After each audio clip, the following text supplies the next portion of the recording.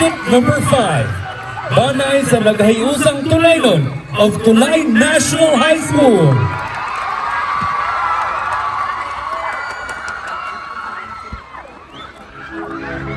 Tungod sa unang sala, ang sala ni Adan o Eva, nahimugso ang tanang kadaot sa kalibutan, namugna ang kagutom, kaguol o kasakit.